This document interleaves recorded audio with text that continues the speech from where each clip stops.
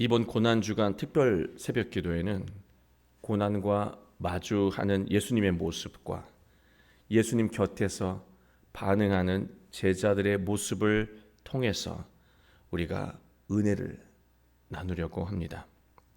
이번 기도회를 통해서 새로운 시작이 열리게 되길 주님의 이름으로 축원합니다. 프랑스 문학가 빅톨 위고가 이렇게 말했습니다.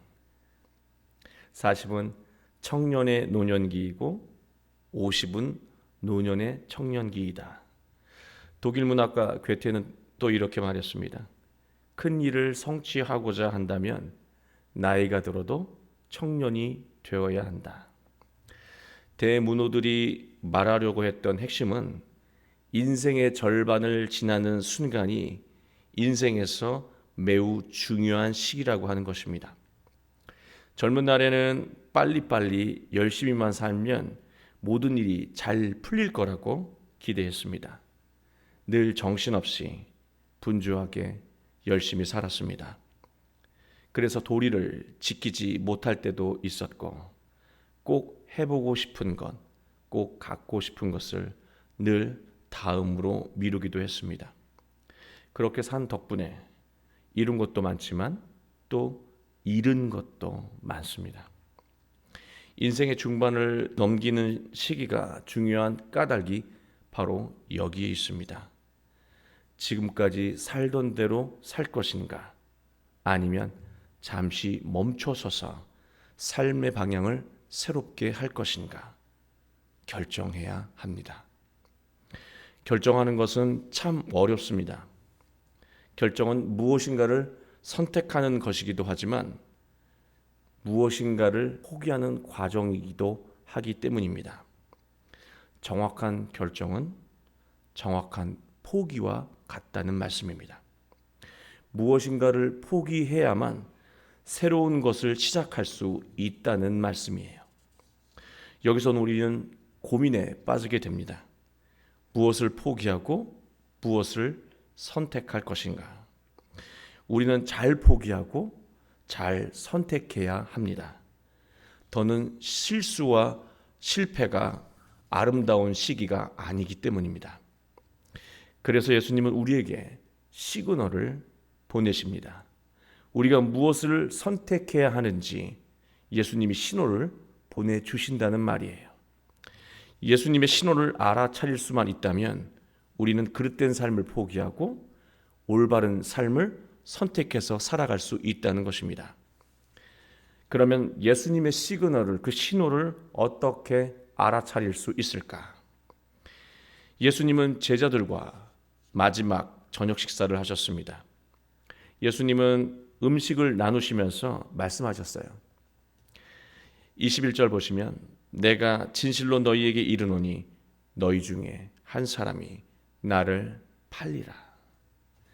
이것은 예수님이 유다에게 모든 계획을 멈추라고 보내시는 시그널이었던 거예요. 유다는 본인이 밝혀지지 않는 한 아무도 알 수 없다고 여기고 모른 채 했습니다. 예수님은 다시 시그널을 보내셨습니다. 나와 함께 그릇에 손을 넣는 그가 나를 팔리라. 인자는 자기에 대하여 기록된 대로 가거니와 인자를 파는 그 사람에게는 화가 있으리로다.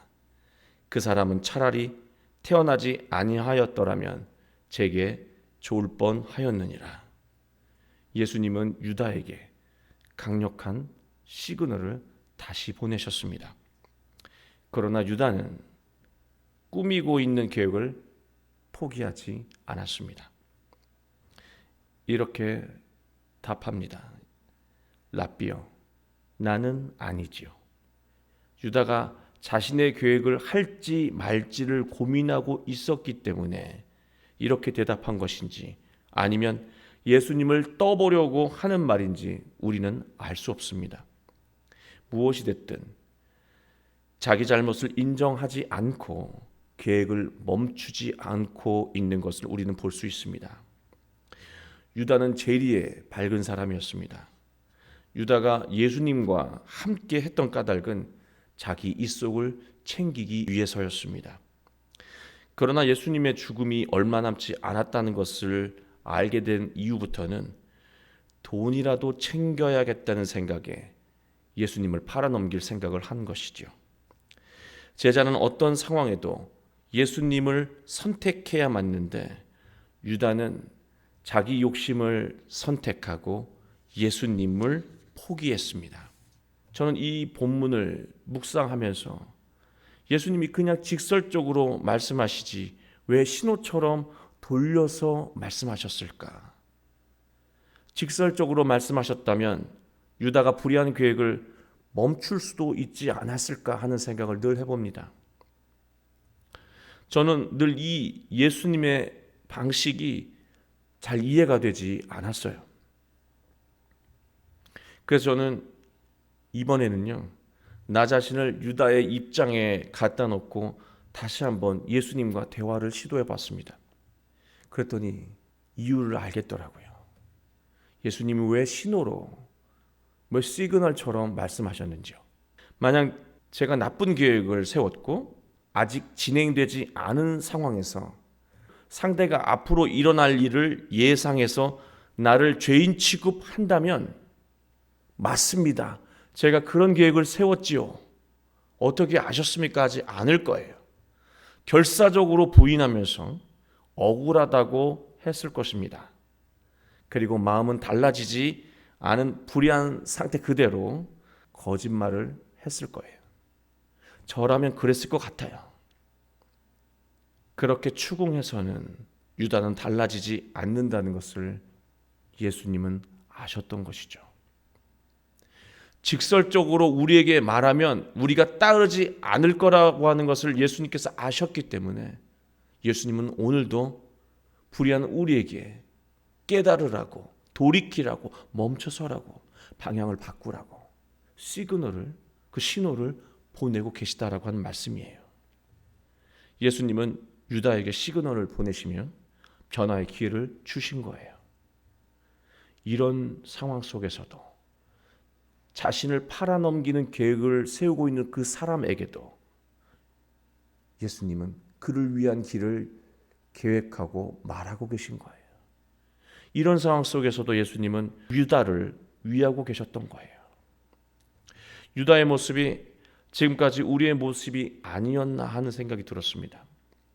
유다처럼 예수님의 가르침은 포기하고 예수님을 이용해서 금전적 이익만을 얻으려 하며 살진 않았는가? 예수님이 우리에게 원하시는 그 진리의 길은 다 포기하고요. 예수님 곁에서 금전적인 이속을 조금 챙길 수는 없을까?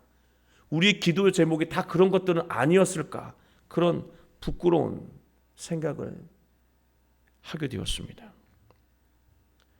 돈이라고 하는 것은 분명 사람을 편하게 해줄 수 있는 힘이 있습니다. 그러나 돈은 모든 것을 해결하지도 못한다는 것, 인생의 절반을 살아가는 사람들 다 알고 있습니다. 돈은 사람에게 평안을 주지 못한다는 거예요. 유다의 결말은요, 하나님이 우리에게 보내시는 시그널이에요. 물질을 우선하는 삶의 끝이 얼마나 비참한지 보여주는 것입니다. 인생의 중반을 향하고 넘어가는 우리에게 예수님은 매일같이 신호를 보내고 계십니다. 잠시 멈춰서서 삶의 방향을 바꾸고 인생의 참된 가치를 결실하며 살아가자.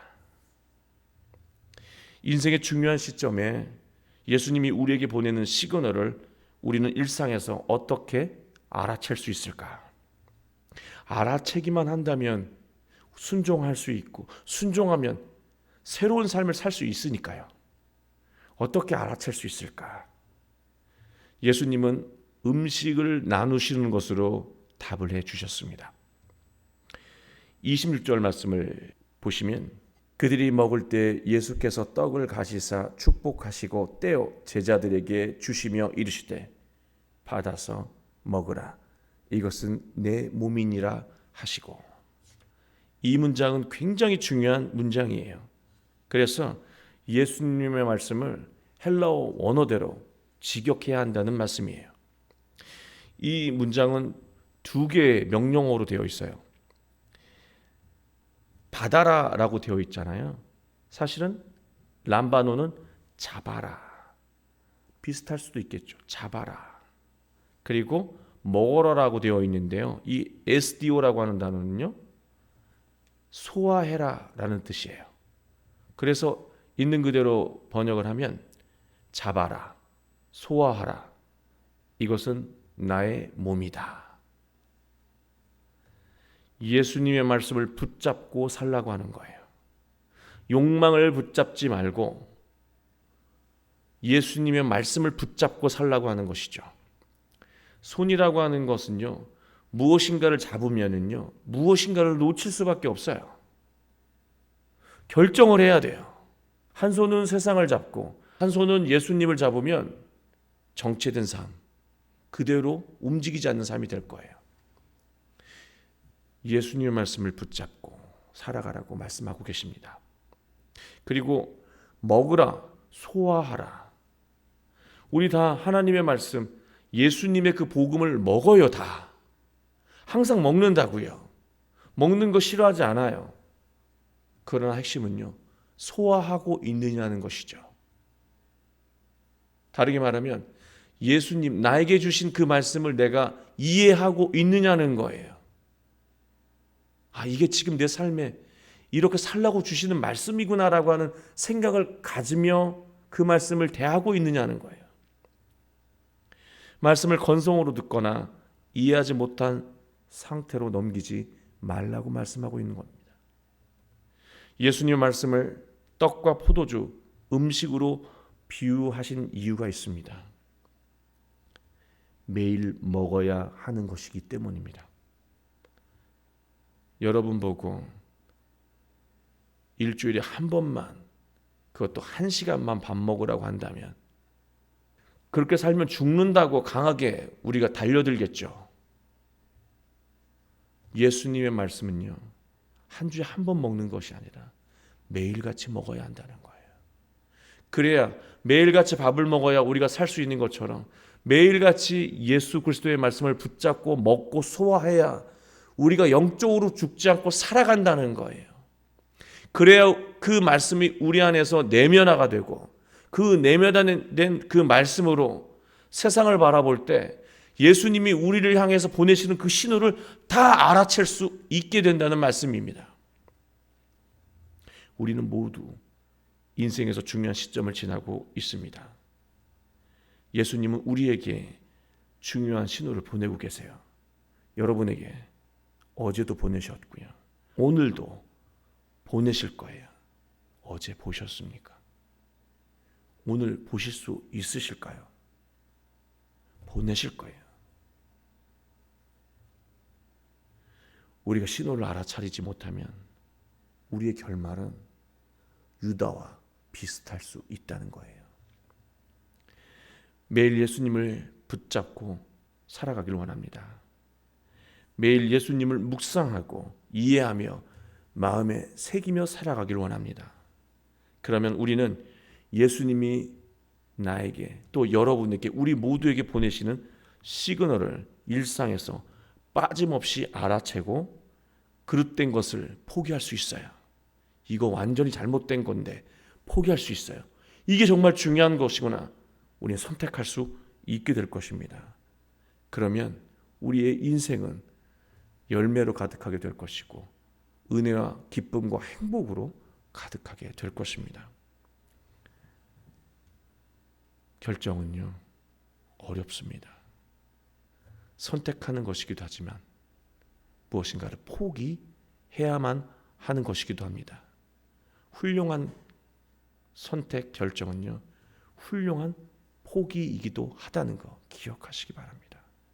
무엇을 선택할 것이니까, 무엇을 포기할 것이니까, 그것을 정확하게 분별해서 한 주간 인생의 승리가 어떻게 진행되고 이루어지게 되는지, 인생의 이 중요한 시점에서 우리가 무엇을 어떻게 살아야 하는지 깨닫게 되는 복된 기간이 되길 주님의 이름으로 축원합니다.